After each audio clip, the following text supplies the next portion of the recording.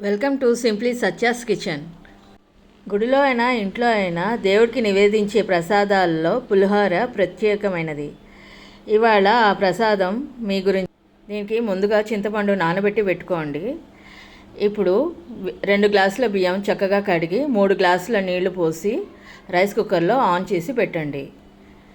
ఇప్పుడు మిరియాలు 3 టేబుల్ స్పూన్లు, మెంతులు 2 టేబుల్ స్పూన్లు, జీలకర్ర 1 టేబుల్ స్పూను దోరగా సన్నటి సెగ మీద వేయించండి. వేయించిన దాన్ని గ్రైండ్ చేసి పెట్టుకోండి. ఇప్పుడు అదే బాణల్లో నూనె పోసి వేడి చేయండి. ఇందులో తిరగమాత వేయండి. శనగపప్పు, మినపప్పు, జీలకర్ర, ఆవాలు, కరివేపాకు వేసి వేయించండి. ఇప్పుడు పసుపు, ఇంగువ కూడా వేయండి.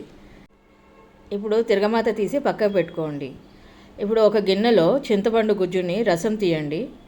తీసి స్టవ్ మీద పెట్టి ఉడికించండి. ఇది మీడియం కన్సిస్టెన్సీ వస్తోంది అన్న టైంలో మనం పక్కకు పెట్టుకున్న తిరగమాత, తర్వాత గ్రైండ్ చేసుకున్న పొడి, ఈ 2 వేసి కలపండి. కలిపి కొంచెం చిక్కదనం వచ్చిన తర్వాత అప్పుడు చింతపండు రసాన్ని కాస్త చల్లారబెట్టండి. ఇప్పుడు ఉడికించిన అన్నం తీసి అది కూడా చల్లారబెట్టండి. అందులో కాస్తంత నువ్వుల నూనె వేసి బాగా చేత్తో కలపండి. నువ్వుల నూనె లేకపోతే నార్మల్ ఆయిల్ అయినా వేసి కలపచ్చు. నువ్వుల నూనె వేస్తే గుడిలో చేసిన ప్రసాదం వల్లే చక్కగా రుచిగా ఉంటుంది. ఇప్పుడు ఇందులో ఉప్పు, పక్కకు పెట్టుకున్న చింతపండు రసం కూడా వేసి చేత్తో జాగ్రత్తగా కలపండి. మెతుకులు విరగకూడదు, జాగ్రత్తగా కలపండి.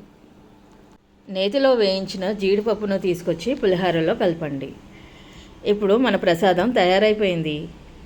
ఇప్పుడు మనకి ఇష్టమైన దేవుడికి ఈ ప్రసాదం నివేదన పెట్టుకున్న తర్వాత టేస్ట్ చేయండి.